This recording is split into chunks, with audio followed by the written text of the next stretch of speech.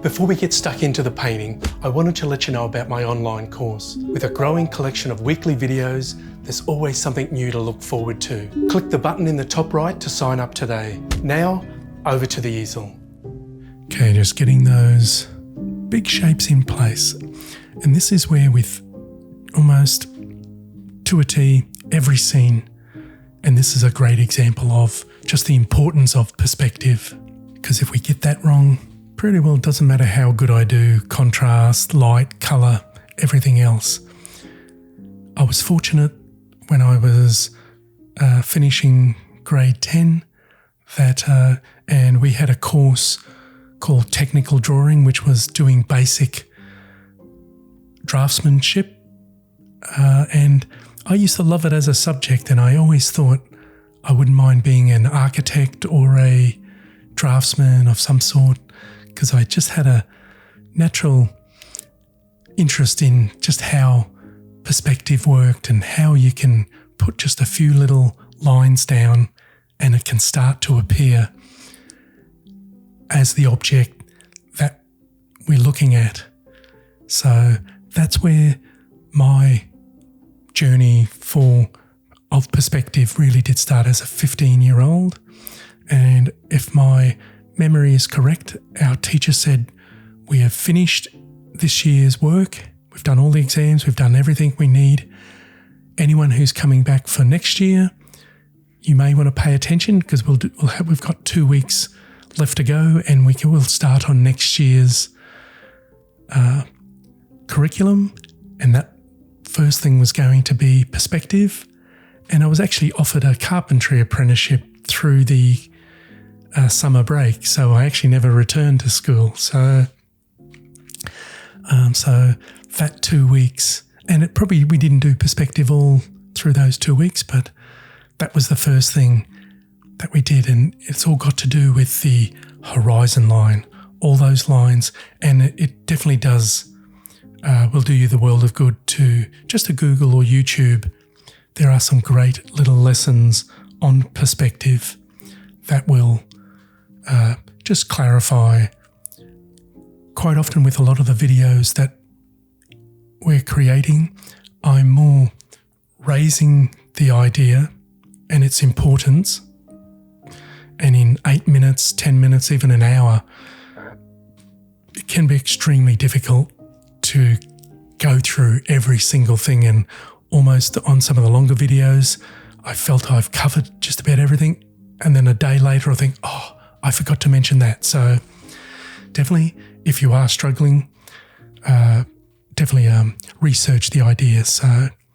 But it definitely has most to do with the horizon line and where it's the classic train track effect, that you can stand in the middle of a train line. I wouldn't stand there for too long.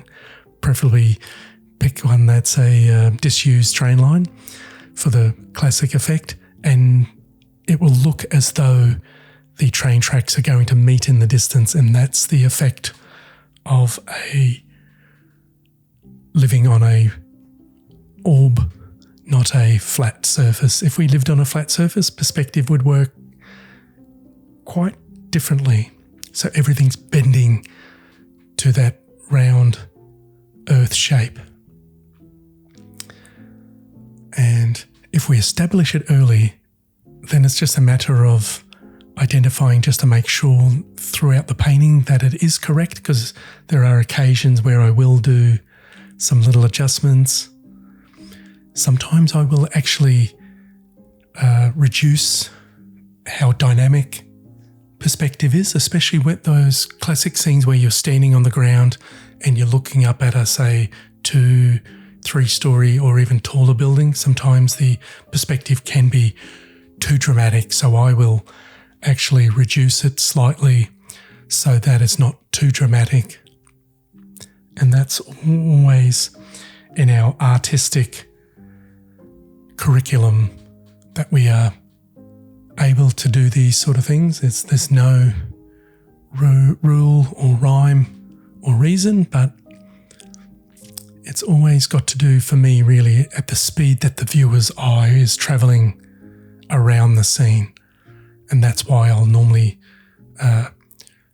strengthen a shadow, leave out something, adjust something, is because ultimately I'm trying to get the viewer to look at the gates and then travel to the left up to the sunlit wall and then hang a right along the guttering line, the eaves, down to that background diagonal shape and shadow, cast shadow onto the roof in the background. All needs to be in perspective from the gates to the mid-distance. And there's a little bit of a trellised area. That's what those arched shapes are on the bottom left. So I'll just need to put in a few more of the little accents here and there, especially on those windows where the shutters are. Can be quite easy to overdo the windows, so I'm cautious and careful of that.